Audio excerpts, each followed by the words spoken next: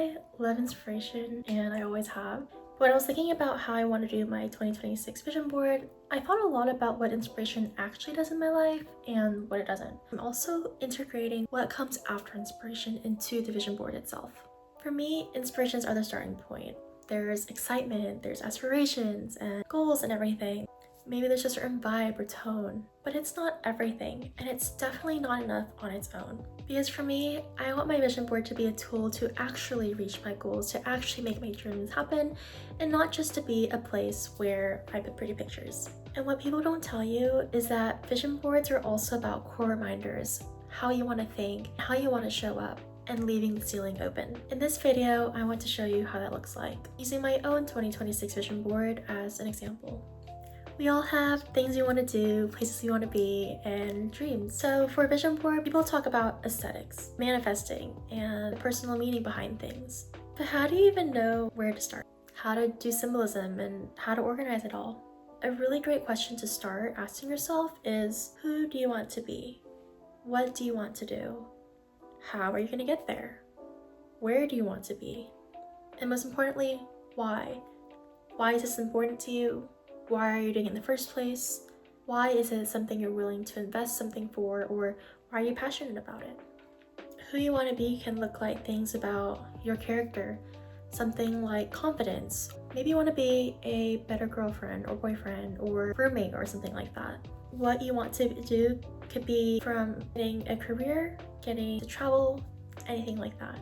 How you're gonna get there might look like spending more time on something. It might look like a calendar, it might look like an accountability group, or joining a class, or saving money. Where you want to be also relates to what you want to do, but I would phrase it like this.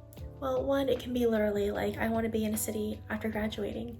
Or it could be, I want to be in a mental space where I don't have to worry about certain things I'm insecure about.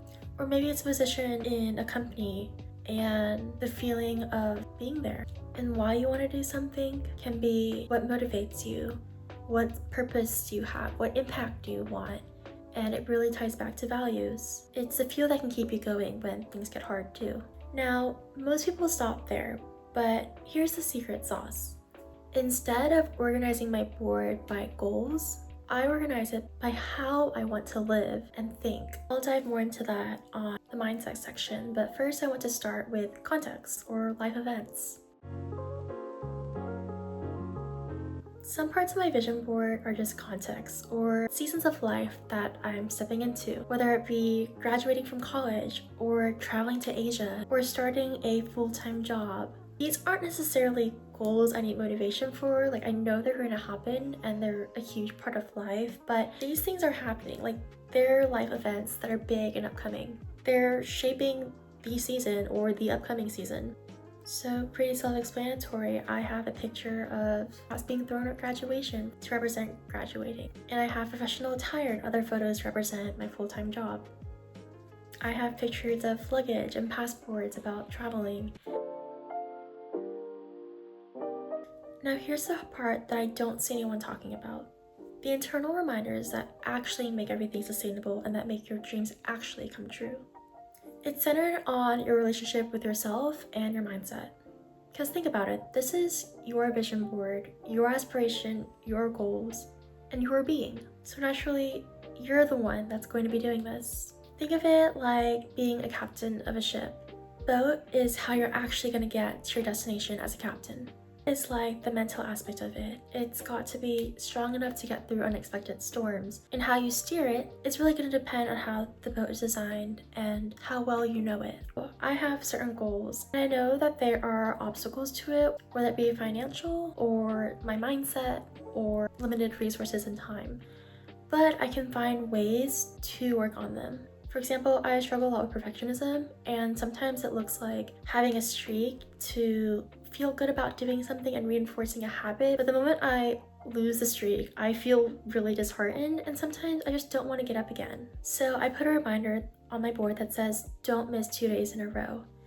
It helps me to reap the benefits of having a streak without falling into that trap of perfectionism, and I'm only doing it to have a perfect streak. I also have a cute little drawing that says I can do this, and it's a reminder that I want to be my own cheerleader. especially when it comes to personal projects where people may not understand if I'm not getting paid for it, then why am I spending so much time on it? Or maybe they don't share the same passions and whatnot, but remind myself that I'm the one doing this, I'm the one that wants this, I'm the one that's going to work hard for it, but I'm also the one that's going to encourage and motivate myself when things are hard.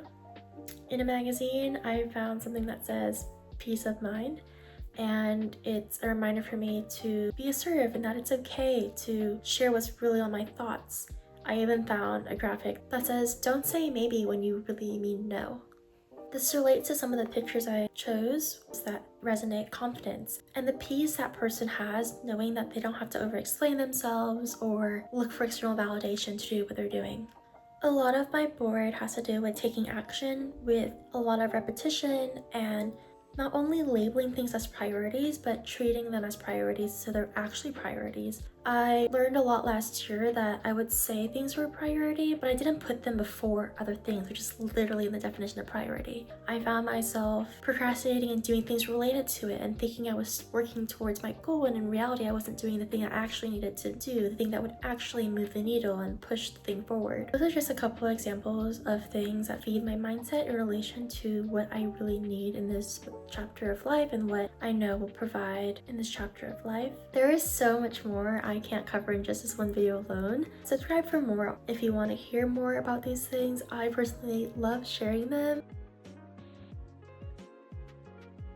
For me, I want to focus on eating healthier, on working out, doing promotional modeling, even things like self-care. Specifically, I want longer eyelashes, and so I have this serum, but I never use it, and so I put a little picture to remind me to use that every day. I also want to make reading a part of my routine.